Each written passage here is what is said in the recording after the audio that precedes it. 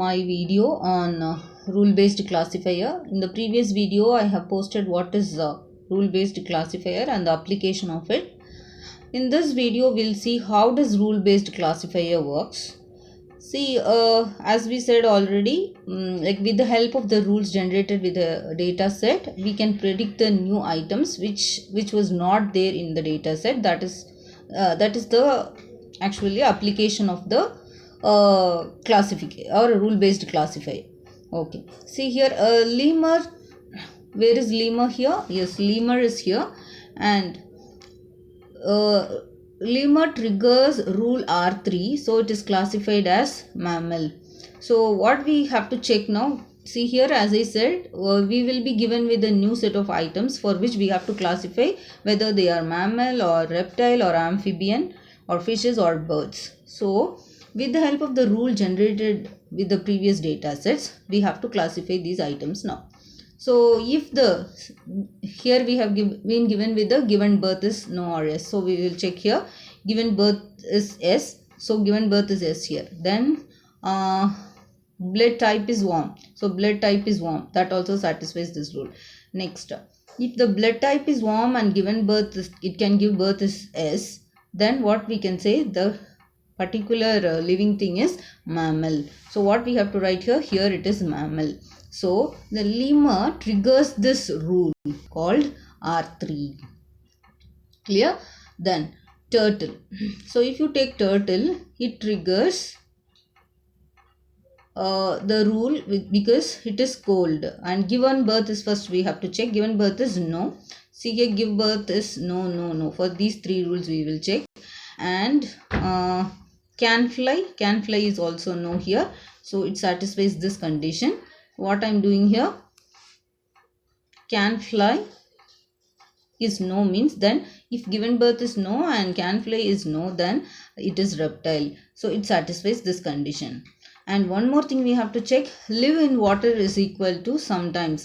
See here also live in water is sometimes. So if this satisfies this condition, it is called amphibian. So our turtle is reptile as well as amphibian. So it satisfies these two conditions. Okay, so what we can say, a turtle triggers both R4 and R5. If you take dogfish shark, so given birth is S here. So only one condition is there, given birth is S here and gives birth is S here. And can fly is not with given birth. Blood type is warm. So blood type is warm. No, it is not there. So it doesn't satisfy any condition. So what we will say, that a dogfish shark triggers none of the rules. So it cannot trigger any of the rules. It doesn't satisfy any condition, any rule which has been generated. So it doesn't satisfy any rule here. Okay, so characteristics of rule set. Strategy 1. Mutually exclusive rules.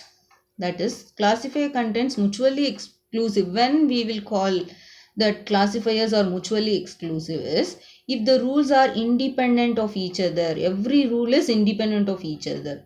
It does not depend on any other rule. Then we will call it as mutually exclusive rules. So in this case, every record is covered by at most one rule. It should cover maximum only one rule. Okay, so if you take this lemur, it satisfies only one rule. So it is mutually exclusive. But what is exhaustive? Exhaustive is nothing but classifier has exhaustive coverage if it accounts for every possible combination of attribute values. If it satisfies, if your item satisfies, or if your record or if your tuple satisfies two or more rules, then it is called exhaustive rules. Only the condition is each record is covered by at least one rule, minimum one rule, but maximum can be anything in the case of exhaustive. But in a mutual exclusive, maximum should be only one. That's what I said. For mutually exclusive, I gave the example of lemur. For this one exhaustive one, we can take the example of turtle, because this satisfies more than one rule. More than one rule. See, R4 as well as R5. So a turtle will come under the example exhaustive, and lemur is nothing but mutually exclusive because it satisfies only one rule. But turtle satisfy more than one rule. So we are calling it as a exhaustive. I hope you would have understood. Yes, characteristics of rule set strategy 2. Strategy 1, we saw that mutually exclusive and exhaustive. Mutually exclusive means every item should satisfy only one rule. Whereas exhaustive is if it satisfies more than two rules, then we are saying it as exhaustive. What does the strategy 2 says? Rules are not mutually exclusive. A record may trigger more than one rule, as we saw in the what is that turtle example. If it triggers more than one rule, then what is the solution? If it is not mutually exclusive, means it is exhaustive, right? So what is the solution? So you have to go with the ordered rule set, and the second is unordered rule set.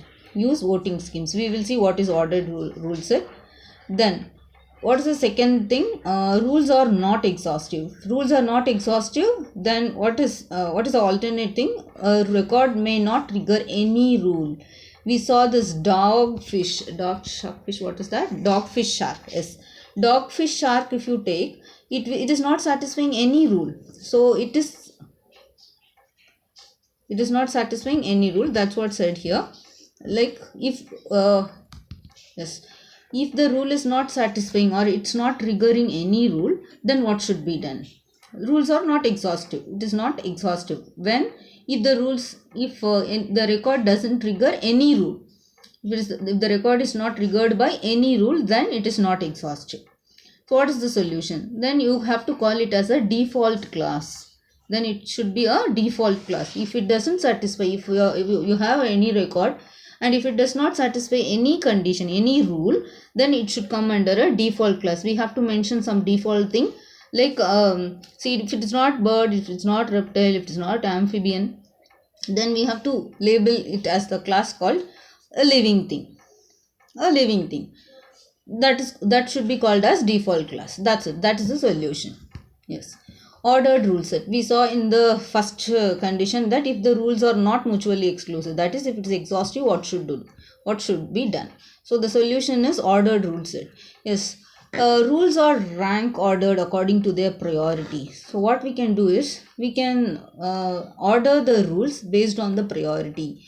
An ordered rule set is known as decision list. It can also be called as decision list. When a test record is presented to the classifier, it is assigned to the class label of the highest ranked rule it has triggered. So how many times it has been triggered. So based on that, it can be prioritized. If none of the rules fired, it is assigned to be default class. If it is not satisfying any of the rule, then we have to call it as default class. That's what we said.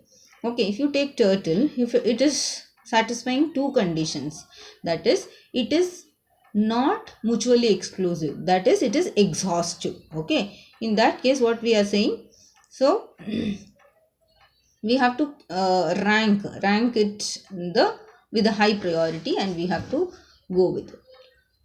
Yes. Rule ordering scheme. So we have two types here under rule ordering scheme. One is rule based ordering and the second one is class based ordering. So what is this rule based ordering? We said that we have to prioritize the rules in the previous slide. How can we prioritize? So it's based on the rule based ordering. We can we can prioritize the rules based on the quality. How the quality can be measured is based on the three criteria. One is accuracy, and the second one is coverage, and the third one is size. Based on these three criteria, we can rank our rules.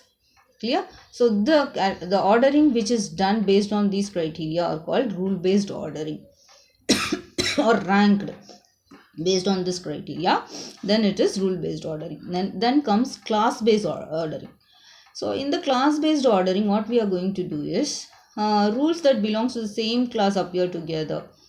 See, I have two classes here.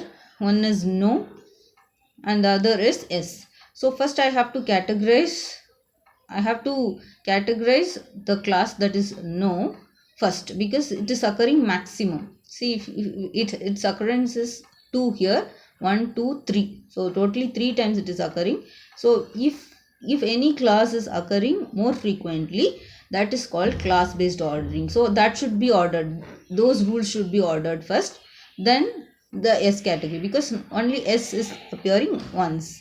So I am moving it to the last. So whichever rules that has the class no, that should be ordered first, then with the less number of classes. So if you take this example, yes, if you take this example, how many no's are there? 1 2 3 4 5 6 7, 7 no's are there. So we have two classes, one is no and the other one is S.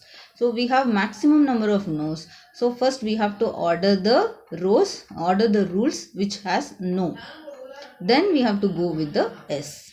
Clear? This is called class based ordering. So we have to order the rules which has no first, then we have to go with the rules which has S, since number of no's is maximum in the data set. That is called class based ordering. Yes, building classification rules. How to build the rules? We said in the first slide that we are generating the rules, like if given birth is S, and if it is warm blooded, then it is mammal. If given birth is no, and if it lives in water, it is fish. Okay. uh, how we have created this rule, how to build these rules, how to build the classification rules is by two methods. One is direct method and the second one is indirect method. So the direct method is nothing but which we have done in the previous slides. Like we have taken the data set, from that data set we studied. So fish, if you take fish, if it is not giving birth and if it lives in water, that will come under fish. Like that we have taken every row, every tuple or every record, and we have generated the rules from the data. That is nothing but direct method. From the data directly we are creating the rules. Then the second one, the examples of direct method is Ripper, CN2, Holtis, 1R. And if you take the next method, that is indirect method, we can create or we can generate the rules, classification rules, with the help of the decision trees. Yes, in the previous videos I have posted about the decision trees. So from the decision tree we can generate the rules, so based on the decision trees. So here we have some steps, that is start from any empty rule. First we have to start, grow a rule using the learn one rule function, remove training records covered by the rule.